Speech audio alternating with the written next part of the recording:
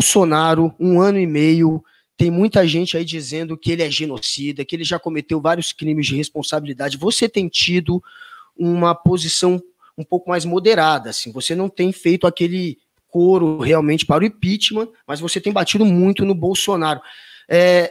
Com a Dilma, derrubaram por uma pedalada. Com o Collor, também tem muita gente que tenta desqualificar aquele impeachment dele também. Dessa vez, com o Bolsonaro, não é o que mais, de fato, há motivos para um impeachment?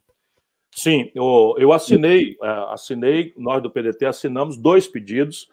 Não é porque o Bolsonaro faz um governo ruim. Impeachment não é remédio para governo ruim. Isso é que você chama de moderação, mas é meu dever, é minha obrigação. A gente tem que dizer para o povo que no regime presidencialista o impeachment é apenas possível, corretamente, senão vira golpe, manipulação do expediente, não é? Se houver cometido crime de responsabilidade de caso pensado, que a gente no direito chama doloso.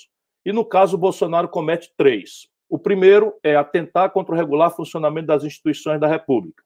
Agora, não é, ele parou de cometer a reiterada, mas quando ele vai para a porta do quartel-general do Exército, eu sou vocês, vocês são eu, foi a expressão dele, o que eram vocês? Era fecha o Congresso, fecha o Supremo, AI-5 de volta, intervenção militar, etc. Ele cometeu esse crime. O segundo crime é expor a comunidade nacional brasileira ao genocídio. Há aí, inclusive, um processo nosso no Tribunal Penal de Haia, em que o Bolsonaro, por contradição com a ciência, prescrevendo como um charlatão remédio que não tem eficácia, não é, tendo condição de dissuadir a população do isolamento social, ele transformou o Brasil no epicentro da doença e 84 mil pessoas são mortas. Quem quiser ver a diferença, é só lembrar que a China tem 1 bilhão e 200 milhões de habitantes e morreu menos gente do que no Ceará. Na China, com 1 bilhão e 200 milhões de habitantes, morreu metade do que morreu em São Paulo. Qual é a diferença? É o governo brasileiro. Você vai dizer, não, mas a China é muito rica, tá bom, vamos aqui para a América do Sul. Pega todos os países da América do Sul, tira o Brasil, que é o mais rico de todos, eles têm menos da metade das mortes do Brasil, com 10 milhões de habitantes a mais.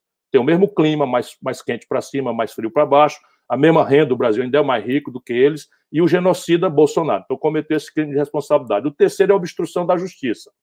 Né? Quando ele quer nomear o chefe da Polícia Federal, vinculado aos filhos, para proteger, naquela reunião ele confessa que quer, né, controlar a Polícia Federal para essa finalidade, também cometeu esses crimes.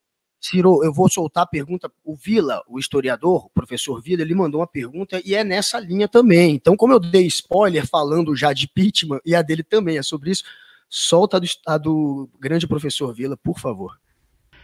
Olá, Guga. Olá, Ciro. A pergunta é inevitável. Até quando poderemos aguentar Jair Bolsonaro à frente da presidência da República? Em outras palavras, quando é que será iniciado um processo de impeachment contra o chefe do Executivo Federal? É preciso mais o quê? Colocar fogo, tal qual Nero em Roma, ele tocar fogo em Brasília, o nosso Bolsonaro? Pergunta é essa. Até quando, Ciro? Professor Vila, essa é uma figura extraordinária que sai da academia e vem iluminar o debate, ajudando as pessoas a entenderem as coisas com a sua complexidade, vai embora com linguagem sempre muito acessível. O processo de impeachment, o Vila sabe, eu vou falar isso mais para o nosso povo, é um processo complicado, porque ele tem um aspecto jurídico e um aspecto político. Nós conversamos na pergunta anterior sobre o aspecto jurídico, ou seja, é possível demonstrar com testemunha, com perícia, com etc., que o Bolsonaro cometeu os crimes que eu acusei aqui, né? Obstrução da justiça, atentar contra o regular funcionamento das instituições e da democracia e o genocídio, atitude temerária em relação à gestão da saúde pública. Basta que se diga, por exemplo, que nesse momento apenas um terço da verba da saúde pública foi aplicada, da pandemia. Vocês veem o tamanho da irresponsabilidade criminosa do Bolsonaro. Pois bem, o aspecto político, entretanto, é que esses crimes não são julgados pelo judiciário. Eles são julgados pela Câmara Federal e para afastar o presidente, que é a primeira etapa, pela Câmara, precisa de 2 em cada 3 deputados. E depois vai para o Senado, que é o julgamento final, já afastado, e o Senado tem que dar 2 em cada 3 senadores. E aí está o busilis, aí está o problema. O Bolsonaro mantém entre 30% e 35% de apoio popular. E, a partir de um certo momento, rasgou toda a promessa simbólica de que ia falar, era o cara contra o establishment, que é uma palavra que ele não consegue dizer, mas o o Bannon ensina para ele toda hora, é contra o sistema, etc., está se agarrando com o que há de mais podre, fisiológico e corrupto da política brasileira, fazendo a velhíssima e velhaquíssima política de toma lá da cá, comprando voto, e operado por generais de pijama, né, de dentro do palácio, com essa mesma conversa mole de decência, de moralidade, estão roubando escancaradamente aos bilhões de reais. E aí consegue mais de um terço na Câmara. Pelo contrário, ele hoje tem quase a metade.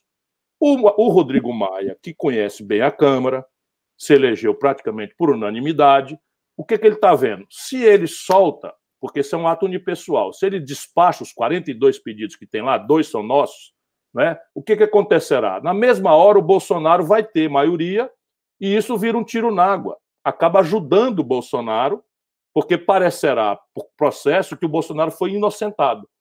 Portanto, ele está segurando como uma espécie de espada de Damocles. Eu não estou dizendo que isso é bom, que é ruim, que é justo, que é direito. Não, por mim, ele fazia lá o despacho para a gente abrir o debate. Cabe a nós, entretanto, agora tentar criar o ambiente popular para que isso aconteça. E eu acho que ali por setembro, quando esse anestésico, né, da pandemia tratada com auxílio que o Bolsonaro queria que fosse por 2 meses, R$200, o Congresso transformou em 600, mas para o povo chega como se fosse um gesto do Executivo. Isso atenuou o processo de desgaste do Bolsonaro, embora continue. Não é? Mas ali em setembro, quando eles não tiverem mais como fazer, o país quebrado, esse socorro for subtraído, e você tomar a notícia de mais de 150 mil brasileiros mortos, eu acho que a democracia precisa ter esses pedidos prontos para a gente ter uma saída, uma espécie de fusível, porque o Brasil não sei se vai aguentar mesmo, não.